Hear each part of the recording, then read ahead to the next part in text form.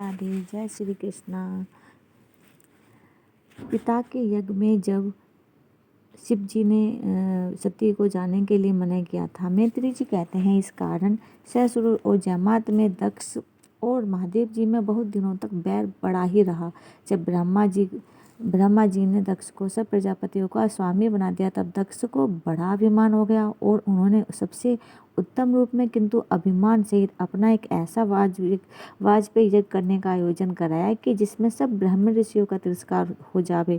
यज्ञ आरंभ हुआ और बहुत से ऋषि मुनि देवता और पितर उसमें आने लगे। तब उसी समय एक दिन जब शिवजी और सती दोनों कैलाश पर्वत पर बैठे थे कि सती ने आकाश मार्ग से बहुत से श्वेत विमानों को जाते हुए देखा। उन्होंने किन्नरों तथा उनकी नारियों से दक्ष के यहाँ जाने वाले यज्ञ की चर्चा भी सुनी। तब सती भी अपने पिता के यहाँ जाने की इच्छा करने लगी और अत्यंत विनीत भाव से वह शिव जी से बोली, हे महादेव जी, मैंने सुना है कि पिता के यहाँ पे एक महान यज्ञ हो रहा है, जिसमें उपस्थित होने के लिए आकाश मार्ग से अपने विमानों में पत्नियों सहित बैठे हुए देवतागण जा रहे हैं। यदि आप आज्ञा देते तो पिता के घर मैं भी सब पर जाकर अपनी बहनों तथा संबंधियों से मिलाती।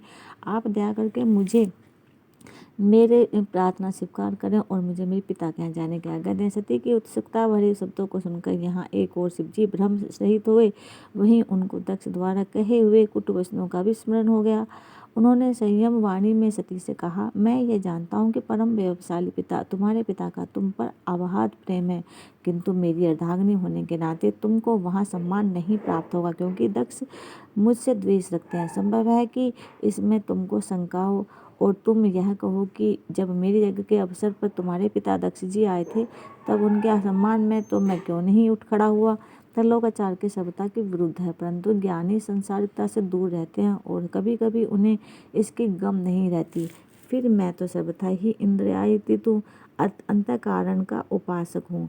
जब प्रजापति दक्ष जैसे संसारिक प्राणियों के अमान अपमान की बात मैं कैसे सोच सकता था।